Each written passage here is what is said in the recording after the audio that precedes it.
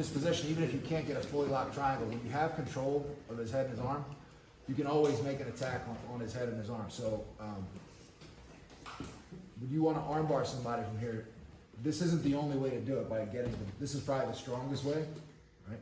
And the most common, but you got to always remember that his arm breaks the opposite direction of his thumb. So when I have his thumb pointed this way, I'm going to pull it that way to break it.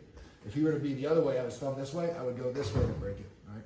So it's not always going to be perfect like this. This is where you have sort of like the most leverage, but there's going to be times where like his arm's out like this, but you have good control of it, you can just basically break it against your own leg. But just pay attention to where his thumb is. So if his thumb is pointing towards me, I push his hand that way, and I bring my knee in, his arm will break. If his thumb is pointed down, I would push it up and it would break. If his thumb is pointed up, I push it down, it'll break.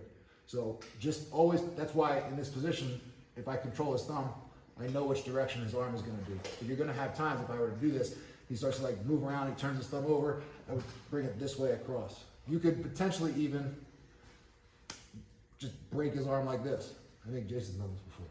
So that's why it's good when you have this kind of control over somebody's upper body with your legs, you have the ability to sort of attack their arm in a lot of different ways. So try to pay, when we do the live round, try to pay attention to that. Like when you're in this position, if the person's putting their hand like this on your chest, if I were to push it out, I could potentially break it, right? But you're gonna have to make sure it's breaking against something. So I can't just push it like this. I have to brace my leg behind his tricep and elbow, and then I can push it out to break. Or you can do this, all right? But just something to pay attention to when you're going live is if you're doing an armbar like this and nothing's working, it's because his thumb is pointed the wrong direction. I could either just pull it like this, or I could grab his thumb, turn it up, and pull it this way. All right, so always pay attention to where the thumb is pointed when you're going for an armbar.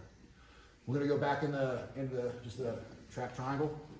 Start from here, person on top's trying to escape, person on bottom, you can either go for the triangle or the armbar or both.